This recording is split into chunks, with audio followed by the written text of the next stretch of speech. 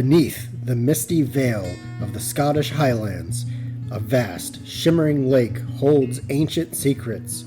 Whispers of a mysterious creature stir the hearts of adventurers and dreamers alike.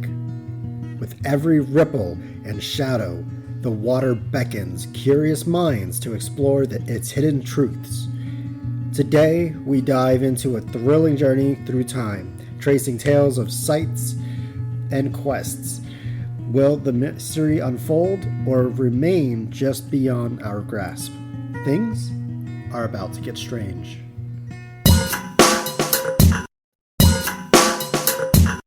And some salami. Excuse me. It's called hard salami. As opposed to soft salami? We'll talk about that later.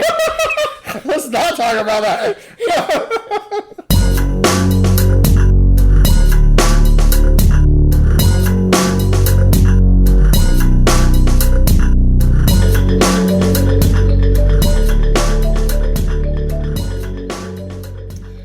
Hello, all you ghouls and goblins. Welcome to Conspiracy Weird, where we talk about conspiracy theories and all things weird. I am your humble leader, Molly. And with me today is my husband, Joshua. Yo! And we have a fun snack time right now.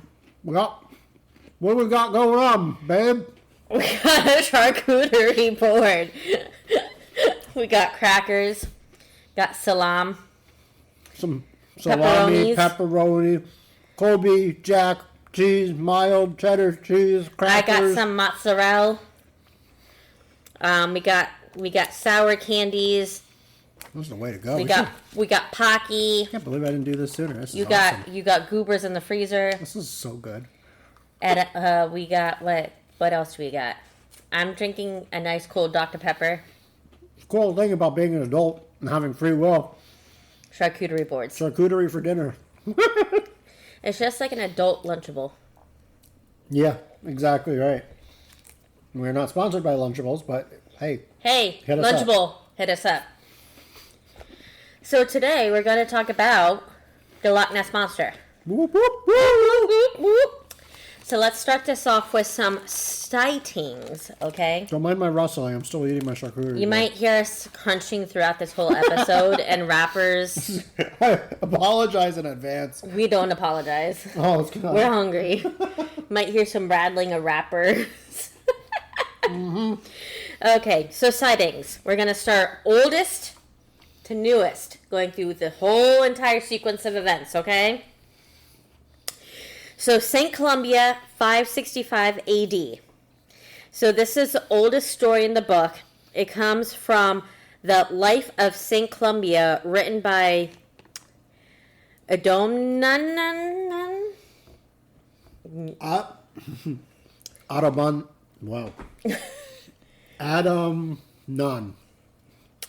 In the 7th century, about events 100 years earlier. The tale goes that Saint Columba, an Irish monk, whoop, whoop, whoop, go Irish.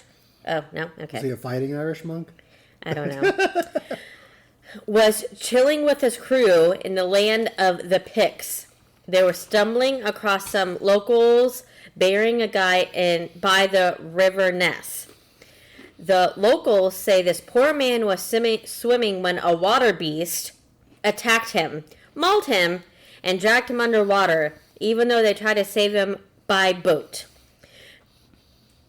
Columba. I'm so tired. Columba, not phased, tells his follower Luigi. We want to say Luigini, but Luigi, we apologize to you Italians. Luigine, Luigni Maku Min.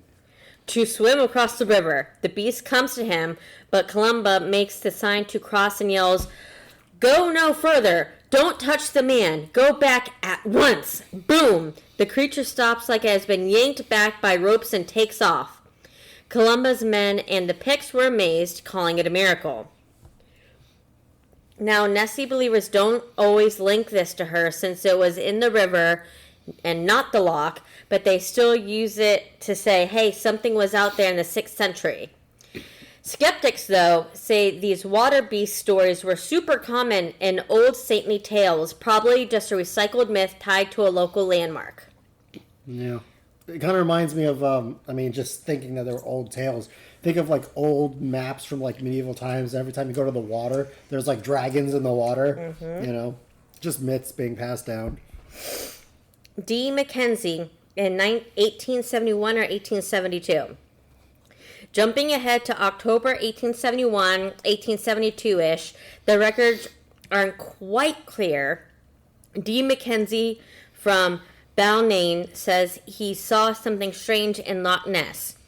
He described it as looking like an upturned boat or a log, wiggling and churning up the water. It moved slowly at first, then zoomed off. This didn't hit the papers until 1934. This is when Mackenzie sent a letter to Rupert Gold, right when the Nessie fever was taking off. My turn to eat. Get some rustling in. Okay.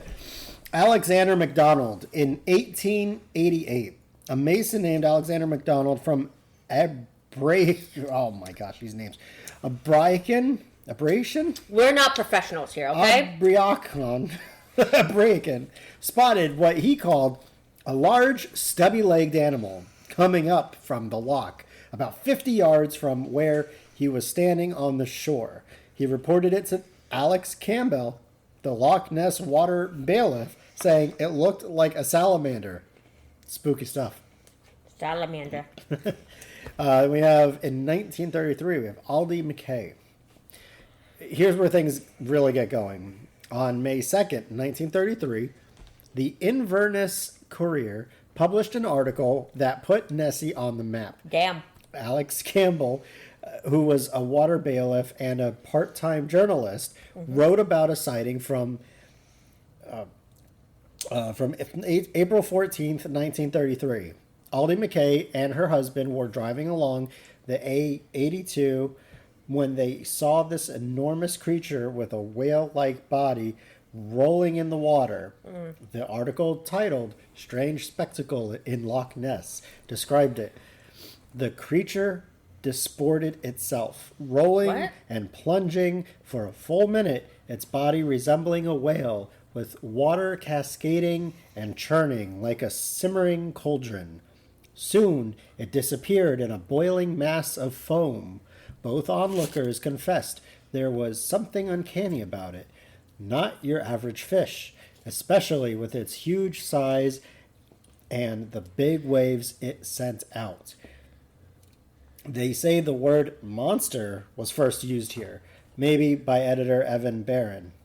In 2017, the Courier shared excerpts, and Aldi said she yelled, "Stop the beast!" when she saw it.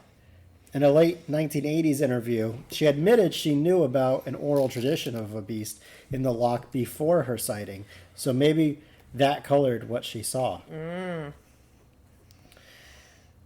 The modern Nessie craze really kicked into gear on July 22nd in 1933. George Spicer and his wife were driving when they saw a most extraordinary form of animal cross the road right in front of their car. They said it was about 4 feet high, 25 feet long, with a long, wavy neck, thicker than an elephant's trunk, stretching across the 10 to 12 foot road. They didn't see any legs, and it lurched toward the loch about 20 yards away, leaving broken undergrowth behind.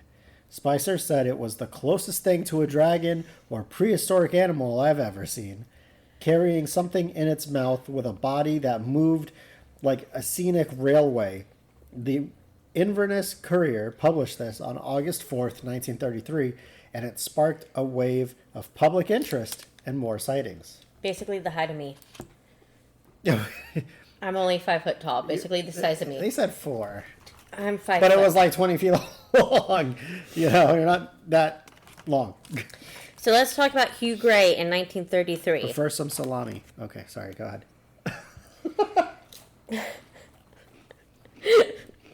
On November 12th, 1933, Hugh Gray took what's considered the first picture of Nessie near foyers. Some people say if you look closely, it looks like a dog's head. Maybe because Gray was walking his dog and it could have been fetching a stick. Wow. Others think it's a swan or an otter. The original negative's gone, but in 1963, Maurice Burton got 2 lantern slides made from it. When projected, they show an otter rolling at the surface in its usual way. Otters are cute, though. Mm-hmm. I just want to snuggle with one. Now, the next person we're going to talk about is Arthur Grant in 1934. On January 5th, 1934, he said he nearly crashed his motorcycle into the creature near... What? Can you say that word for me? Even though you just shoved your face full of food. Appalachian? That word again. No. Appalachian. We're just going to say that. What was that? Around 1 a.m., he described a small head with a long neck which saw him and darted across the road towards the loch. Grant called it a mix of a plesiosaur and a seal. He followed it to the water but only saw ripples. His sketch, checked by zoologist Maurice Burton, matched an otter's look and behavior, maybe misjudged by bad lighting. Paleontologist Darren Ness thinks Grant saw a seal or an otter and exaggerated over time, which, tends to happen. My turn for salami.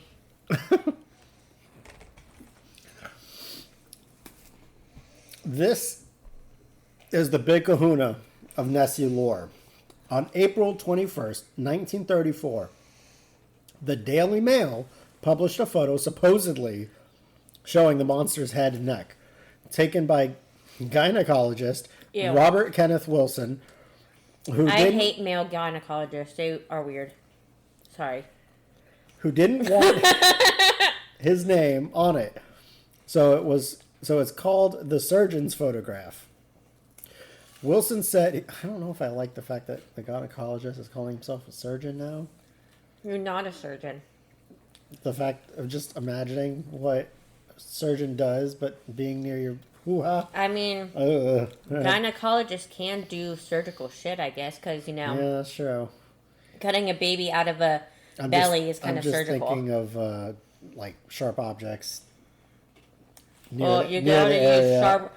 Do you see the instruments that go up a hoo-ha on a daily basis? I don't, because I don't have one. You have one of my gynecological appointments, bro. Did I? Yes. When?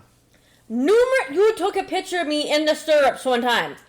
Oh, you mean when you were getting ready to give birth? Yes. Was that a gynecologist? Okay. Well, I only saw a drape and, the hands the going nurse. at my vajayjay. Yeah, I didn't see instruments. There were. Okay. Well, I only got a shot of you, because you were about to go in the hospital. Anyway. All right. So it's called the surgeon's photograph. Wilson said he saw the monster, grabbed his camera, took 4 shots. 1, 2, 3, 4. Bah, bah, bah, bah. 1, 2, 3, 4. Only 2 of them came out. That's right. One with a small head and back, the other with a diving head, but that one's blurry and got less attention. Boo. For 60 years, people thought this was proof, though the skeptics said it could be an otter, elephant, bird, or driftwood. The uncropped photo shows a small object with ripples, not waves, suggesting something 2 to 3 feet long. In 1993, Loch Ness by Discovery Communications, found a white object in every version, possibly toad, hinting at a hoax. In a 1975 Sunday Telegraph article and a 1999 book, Nessie, the surgeon's photograph exposed, revealed it was a fake. Ew. Christian Sperling, son-in-law of big game hunter Marmaduke Wetherell, Imagine being called Marmaduke. made a toy submarine with a wood putty head. Wetherall, humiliated by the Daily Mail over fake footprints, planned this with his son Ian Wetherall and Maurice Chambers. Maurice! Wilson, a prank lover, delivered the photos. The second photos, often ignored, too blurry, maybe a diving bird or an earlier hoax try. Okay, we're going to talk about the G.E. Taylor film in 1938. May 29th, South African tourist G.E. Taylor filmed something in Loch Ness for 3 minutes on 16mm color film. Maurice Burton got the film, but only shared one frame in his 1961 book, The Elusive Monster. He said it was a floating object, not a creature. Womp womp. William Fraser in 1938, he was the chief constable of Inverness-shire. He wrote that he was sure the monster existed. He was worried about a hunting party with a custom harpoon gun trying to catch it dead or alive. Dead or alive. His letter, released by the National Archives of Scotland on April 27th, 2010, said he wasn't sure if he could protect the creature legally, which is sad. If it were real. Don't look at me with those believing eyes. It is real. Okay, so there were some sonar readings in 1954. In December of 1954, the fishing boat Rival 3 got sonar readings of a large object at 479 feet, keeping pace for 2,600 feet before losing and regaining contact. Earlier sonar attempts were duds. On July 29, 1955, Peter McNabb photographed 2 black humps near Urquhart Castle, unpublished until Constance White's 1957 book and the Weekly Scotsman in 1958. Ronald Binns thought it was a wave from 3 trawlers. Roy Mackle got the original negative and found it differed from the published version, suggesting it was doctored. You know, I don't like all these doctored. 2 black humps. My humps, my hump, my lovely. Okay.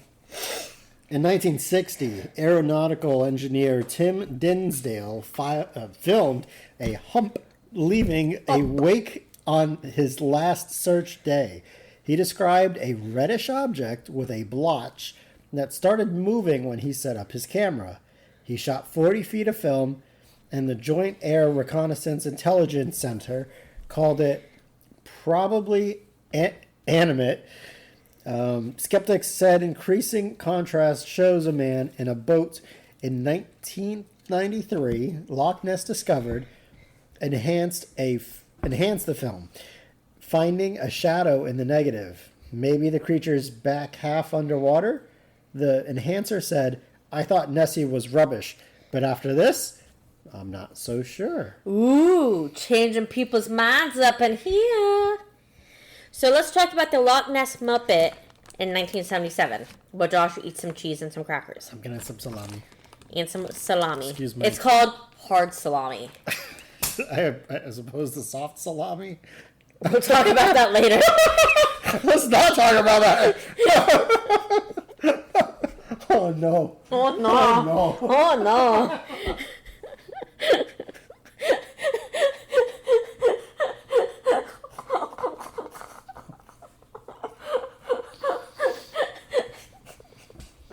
Okay.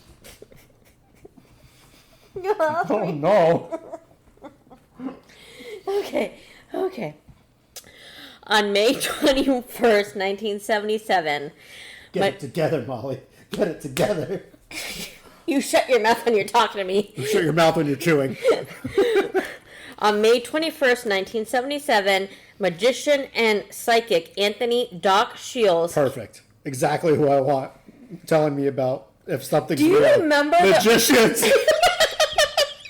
you Where do you get your information from? A magician. Do you remember remember the random ass magician that showed up to our baby shower? Yeah, he just showed up. We didn't even pay him. He was watching over the center that we were in. He was in charge of the facility. And he's like, you wanted me to show you guys some magic tricks? You want me to do some magic tricks for the kids? Not really. No, but okay. We're going to do them anyways. Okay. So, he was camping, and he claimed he took some of the clearest Nessie photos ever. He called it an elephant squid, saying the long neck was a trunk with an eye at the base.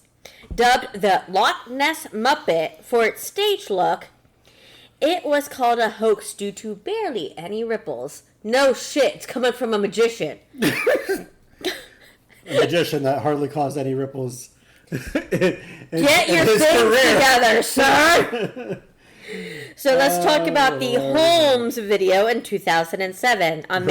Holmes video. Oh. 2007. Like Sherlock Holmes with an L.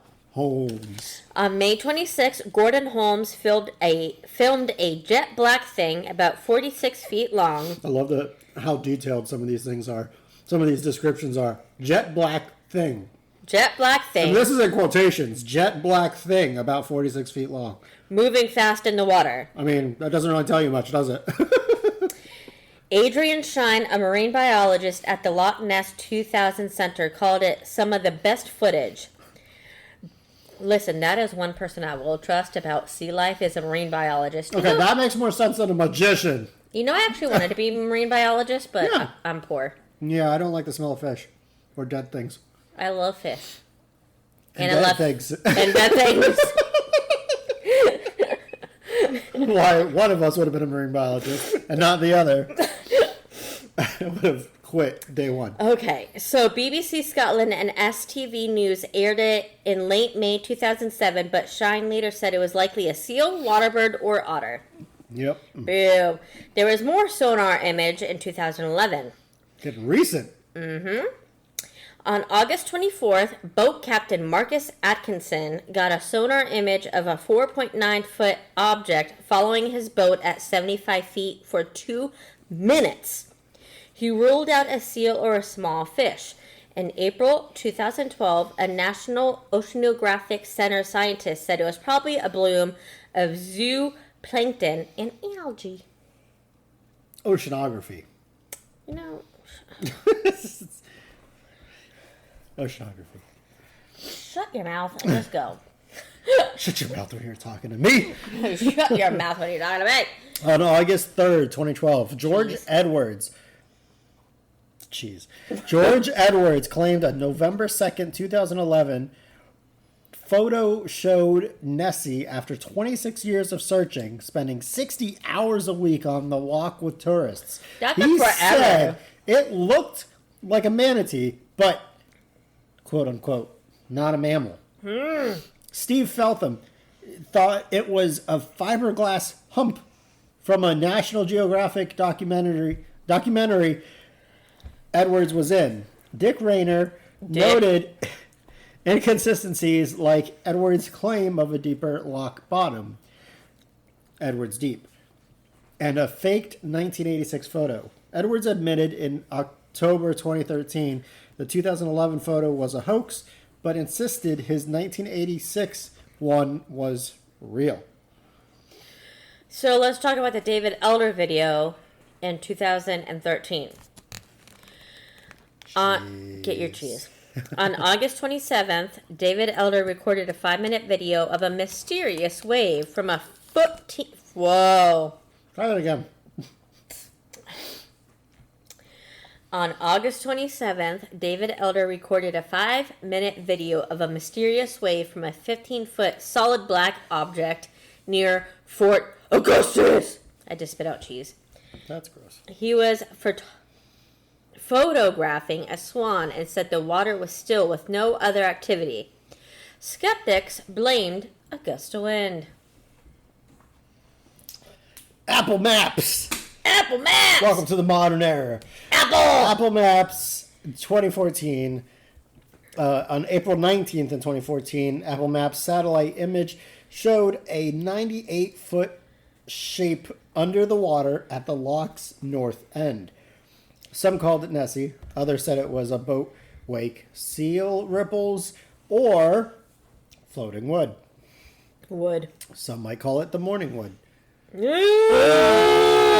Google Street View. Also, now, this in 2015, the year later, Google went big, adding Loch Ness to Street View so you could explore above and below water. They spent a week with a Trekker camera on a boat and worked with the Caitlin Sea View survey for underwater shots. So that's pretty cool. Yeah. So let's get into some of the searches and expeditions to look for this monster. You ready? Yep. So the Edward Mountain Expedition in 1934. After reading Rupert Gould's The Loch Ness Monster and others, Edward Mountain, imagine having the last name Mountain. Thinks pretty highly of himself. He funded a search starting in July 13th, 1934. He had 20 guys with binoculars and cameras around the loch from 9 a.m. to 6 p.m. for 5 weeks. They took 21 photos, but none were conclusive. He was there that long and he only took 21 photos. It was 1934, okay? But so still. It wasn't like we had digital cameras. But still. Still, yeah. Supervisor James Fraser filmed until September 15th, 1934. The film was lost, but zoologists said it showed a seal. Showed a seal. Cheese. Cheese. It didn't show the cheese. It showed a seal. Loch Ness Phenomena Investigation Bureau. That's a bureau I want to be a part of. LNPIB. In 1962, Norman Collins, RSR, fitter, politician David James, Peter Scott, and Constance White formed the Loch Ness Phenomena Investigation Bureau, LNPIB. Later, the Loch Ness Investigation Bureau, LNIB, I just dropped the phenomena part. So later, the LNIB, to figure out what the creature was or why people kept seeing it. In 1967, they got a $20,000 grant from the World Book Encyclopedia for 2 years of daylight watches from May to October. Somebody send us a $20,000 grant. And we'll go look for Nessie. They used 35 millimeter movie cameras with big lenses, including a 36-inch one at, oh, here comes another Scottish name, at Achnahanet. Volunteers paying a yearly fee watched from vantage points, including a caravan camp from Achnahanet. Perfect. From 1965 to 1972. By 1969, they had 1,030 members, 588 from the UK, and the group shut down in 1972. So let's talk about the sonar study, and it was from 1967 to 1968. D. Gordon Tucker was the chair of the Department of Electronic and Electrical Engineering at the University of Birmingham. Josh is dropping his cheese over here.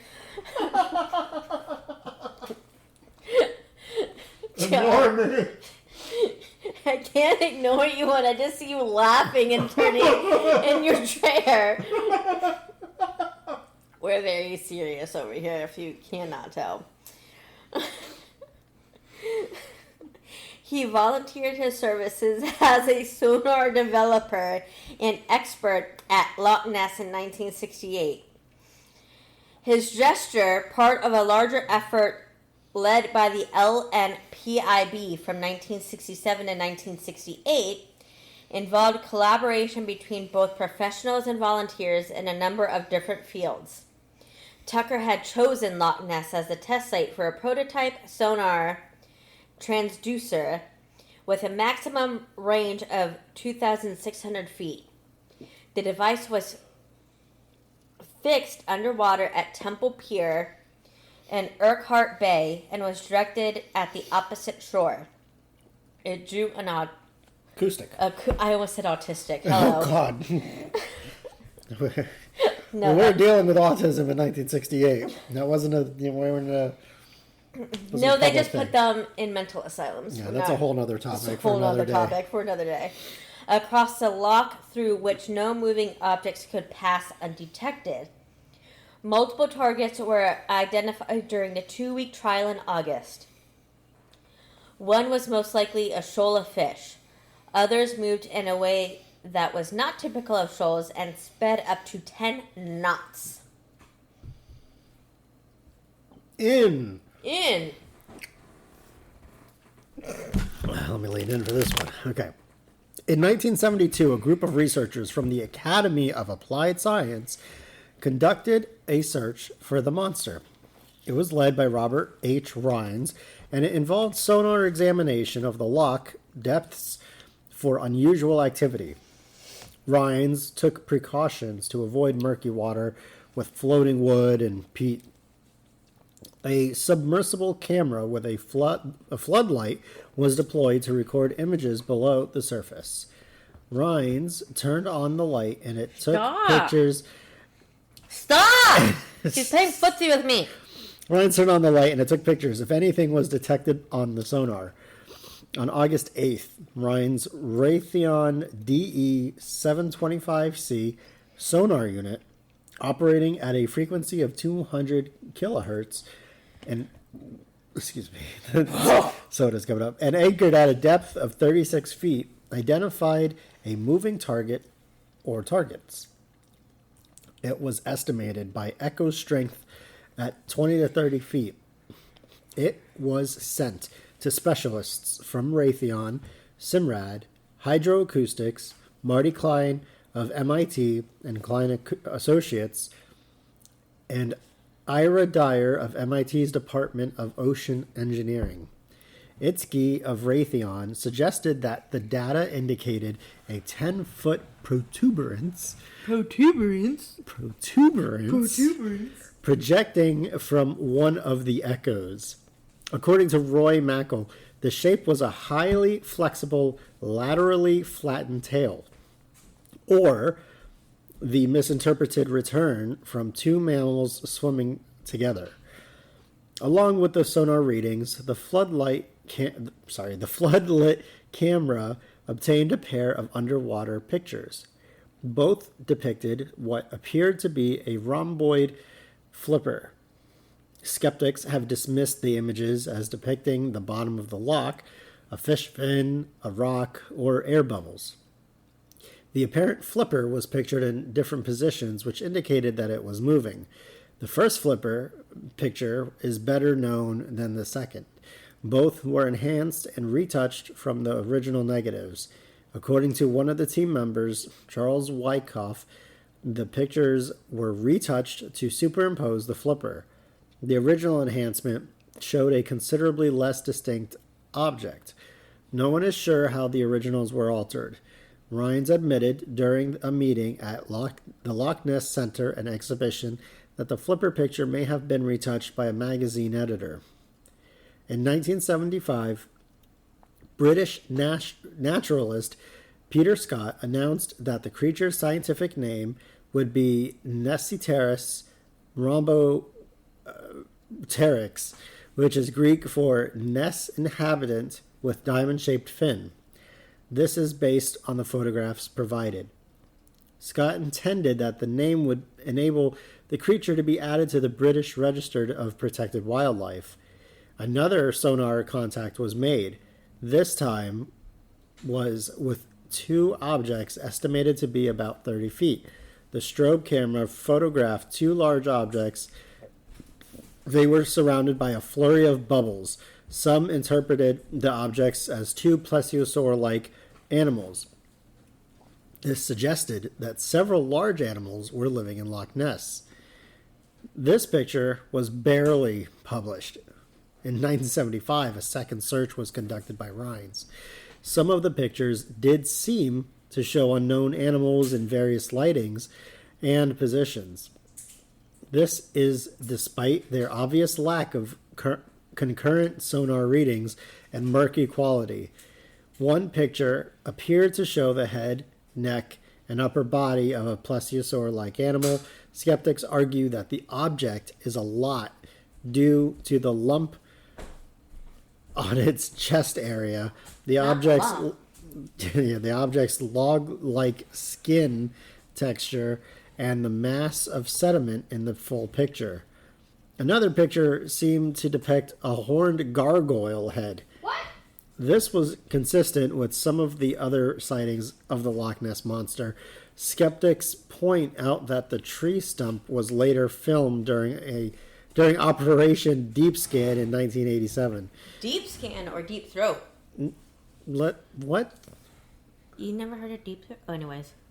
It's a whole theory. Anyways, moving on. That's not why I've heard that term. This bore a striking resemblance to the gargoyle head. The Rhines Academy of Applied Science videotaped a V-shaped wake in 2001. The water was still on a calm day. The Academy also recorded an object on the floor of the loch. It resembled a carcass.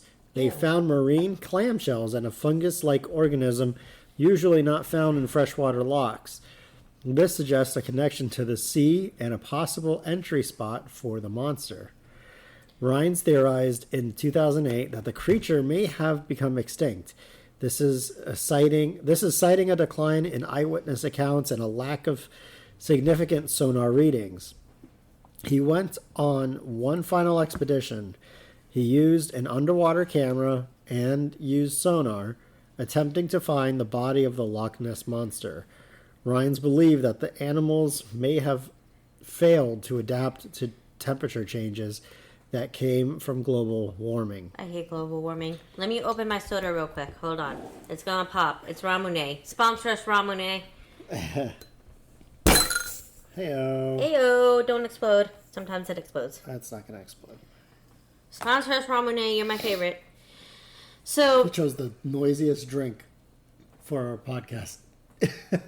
we're literally making jokes about hard salami this episode. I think it's okay. Oh, time for you to read about Operation Deep Scan. Operation Deep Scan in 1987. Okay, they can't understand what you're saying. So, Operation Deep Scan in 1987. 24 boats that were equipped with echo sounding equipment were deployed in the loch. At the same time, acoustic waves were sent out. The scientists had made sonar contact with an unidentified object of unusual strength and size, according to BBC News. The researchers returned and rescanned the area. Analysis of the echo sounder images seemed to indicate debris at the bottom of the Ness. There were motion in 3 of the pictures. Adrian Shine speculated that they might be seals that had entered the loch. This was based on the size. Lawrence Electronics founders and sonar expert Daryl Lawrence donated quite a few of the echo sounder equipment units used in the operation. After examining a sonar return indicating a large moving object at a depth of 590 feet near Urquhart Bay, Lawrence said, "There is something here that we don't understand, and there's something here that's larger than a fish. Maybe some species that hasn't been detected before. I don't know." He doesn't know. He doesn't know. He doesn't know. In 2003, the BBC used 600 sonar beams and satellite tracking, sensitive enough to spot a small buoy. They found no big animals. Nope. And the scientists admitted Nessie's likely a myth. It aired on BBC One. You know, they're haters. I'm just saying. They are haters haters because they couldn't find anything. They are haters. They're just sore losers. Let's talk about the DNA survey in 2018. Let's. In June 2018, a team from the universities of Copenhagen, Otago, Hull, and the Highlands and Islands did a deoxyribonucleic acid sweep. DNA sweep of the Loch. Okay, over here, Mr. I have a brain. I've been waiting to say this my whole 37 years of life. I think like in third grade when I learned how to finally read that word. Say it one more time. Deoxyribonucleic acid. How smart do you feel right now? Just a little. Just a smidgen? Yeah, because there's other words I don't know how to say. But I learned that one and I remembered it since. Okay. Thank you, school system. It was... Was that your New York school system? Yes, that was New York school system. Because nobody in Florida is that smart. I was like third or fourth grade or something.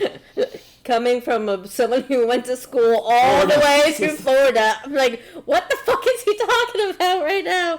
Okay. Speaking another language. That was published in 2019. The language of the nerds. Okay. They found no, say it one more time. Deoxyribonucleic acid. From big fish, seals, otters, or reptiles, but tons of eel. DNA. Oh, you don't want to say it this time? Okay. Deoxyribonucleic acid, I can say it as many times as you want.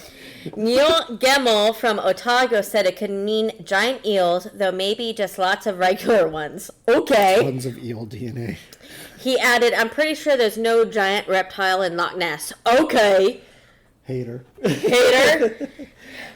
Let me just take a sip of my noisy soda. Ronald Binns, a former LNPIB member, wrote 2 skeptical books. The Loch Ness Mystery Solved in 1983 and The Loch Ness Mystery Reloaded in 2017. He says there's no one explanation, but human psychology, seeing what you expect, plays a big part. Here's what might be going on.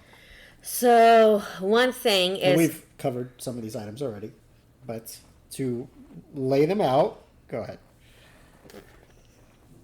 Misidentification of known animals. Uh-huh. Eels! Yeah, we've said it. Some think Nessie is a giant eel. Eels are in the Loch in the 2018-2019 DNA study. Oh, I thought you were going to say it. I'm trying to, get through this. Found lots of eel DNA, suggesting a big one could cause sightings, so eels move side to side, unlike Nessie reports. A big one. Yeah. An elephant. In 1979, Dennis Power and Donald Johnson said the surgeon's photograph was an elephant's trunk. In 2006, Neil Clark suggested circus elephants bathed in the Loch, their trunks looking like heads and necks. But that other person that said they saw something go across in front of them, I think they know if it was an elephant. Everybody knows what an elephant looks like. Yeah. And elephants are... An elephant is an elephant. 4 foot tall. Even baby elephants are probably... My size. Than that. At least 5. Baby elephants are my size. They're big. And you would know a baby elephant if you saw one. And they're not 20 feet long. So yeah!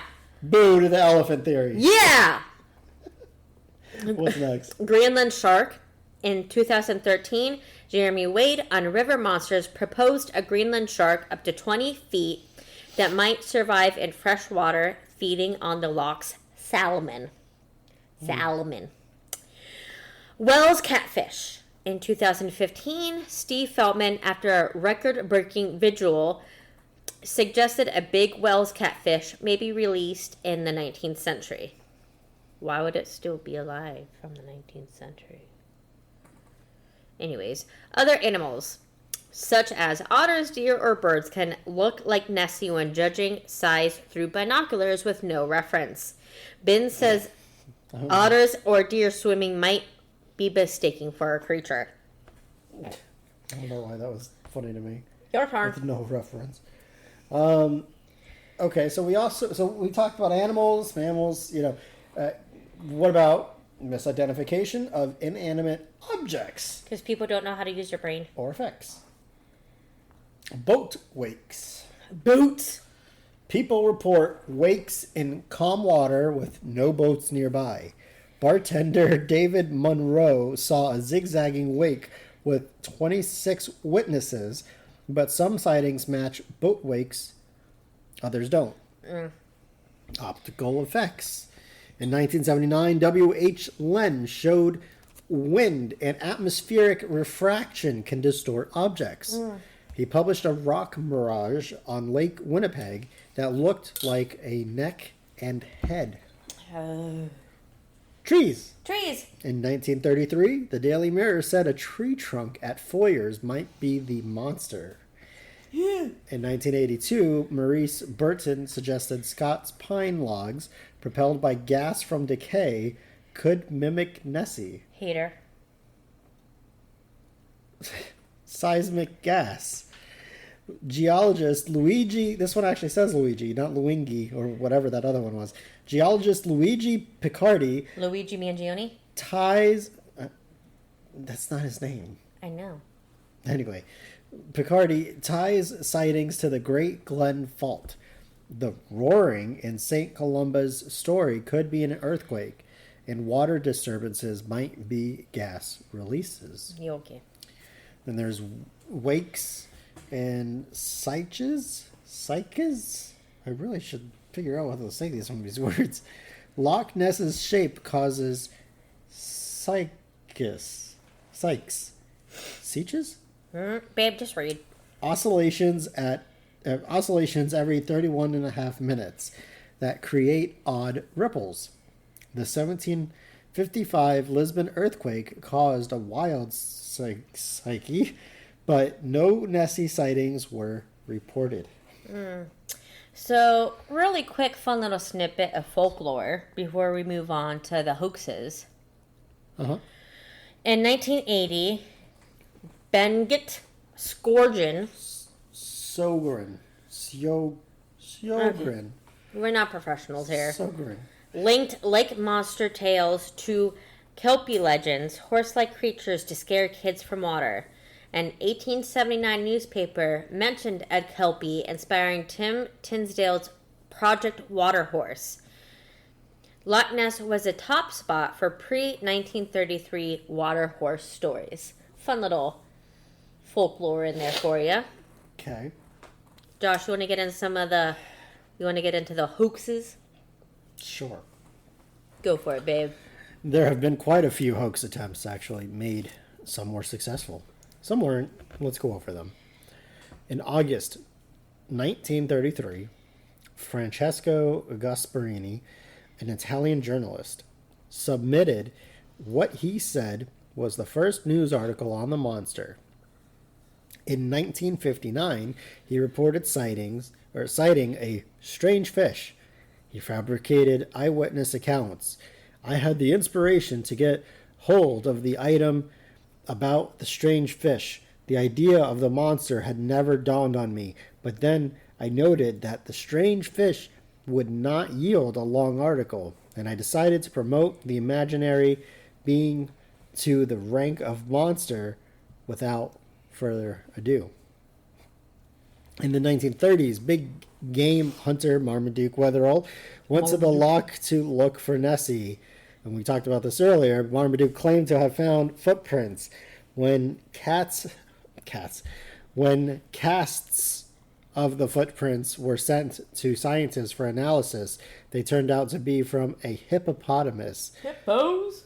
Not even close to a flipper. A prankster had used an umbrella stand shaped like a hippopotamus foot. A team of zoologists from Yorkshire's Flamingo Park Zoo went searching for the Loch Ness Monster in 1972. They discovered a large body floating in the water of the loch. The body was about 16 to 18 feet long and weighed up to 1.5 tons.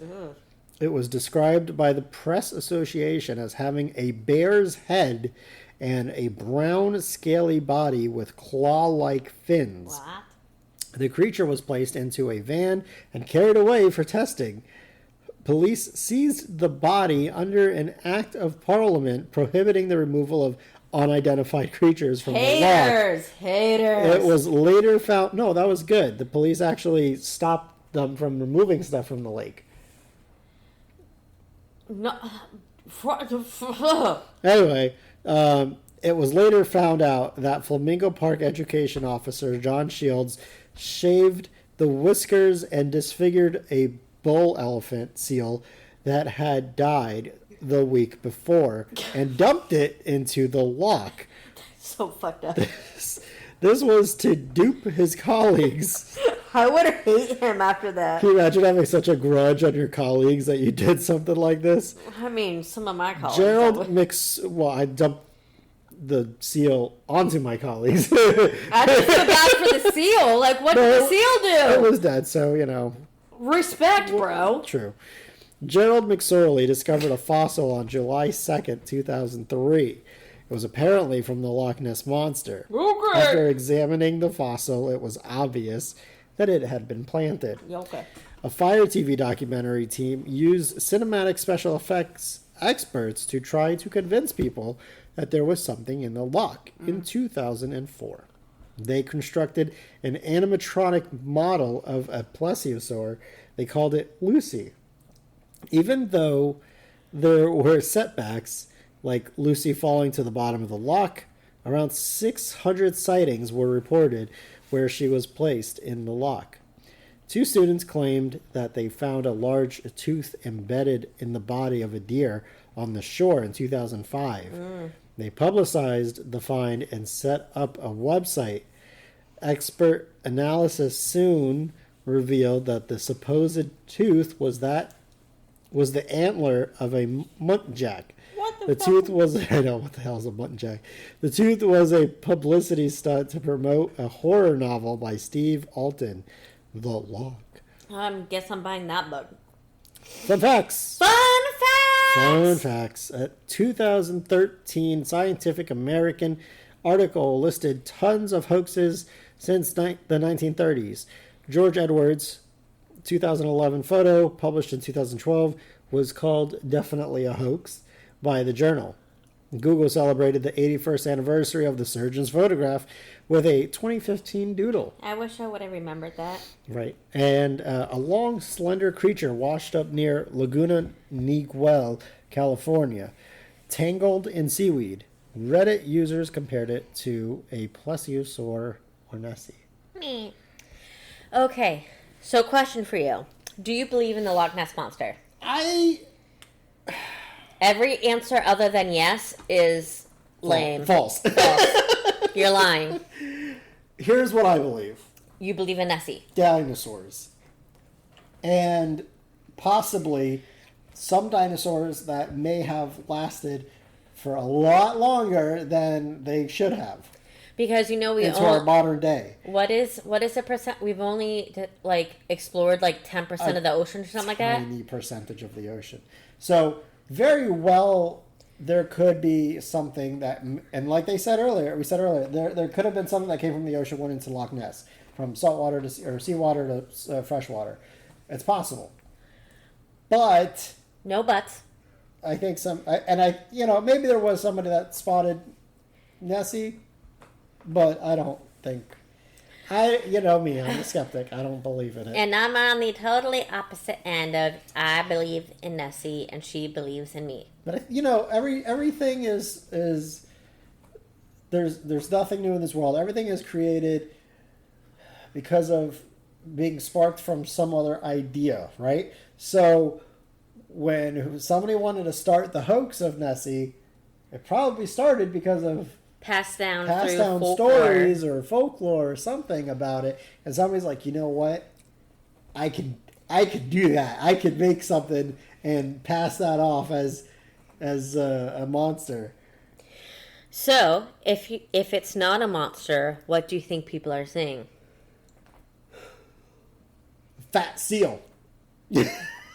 Or an eel. I saw on online just recently. I saw a photo of a seal, and the damn thing was massive. It was long, and for somebody that saw it in passing or really quickly, it very well, they might have thought that's not a seal, and it was. I mean, this seal was enormous. Like, it was probably 15 feet long in the photo I saw. I had never seen anything like that, but it was a photograph. And I'm like, well, pretty sure it's not AI. So sometimes it's really easy to spot AI, and sometimes it's not hard. It's getting harder and harder. It's getting harder and harder, and it's so super frustrating. Like, we went to Barnes & Noble, like a month or two ago, and I love graphic novels, and I picked up a graphic novel. I'm like, oh, this looks so great, and I showed it to you, and you're like, oh, this is entirely made by AI. I'm like, fuck this. I'm not buying it.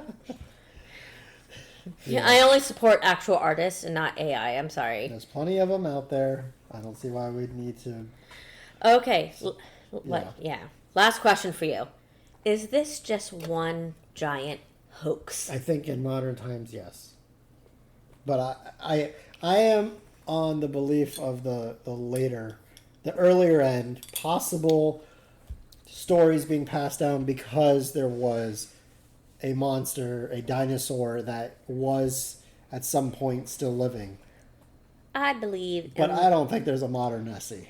I believe that at one point there was Nessie, and Nessie may have passed, and everything after that was just bullshit.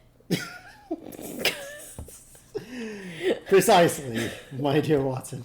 I love Nessie, and Nessie loves me, and you can't tell me otherwise. Anyways, so that is our episode. We love you. We appreciate you. Go on our Patreon. Yeah. Molly's releasing some stuff on there, and it'd be we have a book club. We have a book club on there. I haven't started it yet because no one's joined, and I want to do a book club because I love books and join my book club. Even if you only do 1 month, you can. And we have little mini shows. Josh is doing it. Talk about your little mini show that you're going to do on there, and then I'll talk about my mini show. I'm going to be releasing episodes about yokai, and if you are at all interested in any of Japanese culture, the yokai, they're not just ghosts, but they can be spirits, ghosts, and haunted objects even of sorts. We'll be breaking those down. And then my little mini show that I'm going to be doing, it's called Weird After Dark, and it's just mini episodes that are not long enough for a full episode. Because, we already have Mel's Hole up on Weird After Dark. Go listen to that now. It's on Patreon. And we love you guys. So we wanted to apologize to you guys for taking so long to put out another episode. Sorry it took so long. I wasn't feeling that well. I do have chronic illnesses. Yay. So thank you for being patient with us. We love you guys. Stay weird, y'all. We want to thank you for tuning in. You can find us on all your favorite social platforms by searching Conspiracy Weird, posting photos and details from each episode. Please consider keeping our tummies full by donating to the Snack Fund. Donations will be given a shout out on the podcast. Special thanks to audionautics.com for the theme music. And remember, question everything.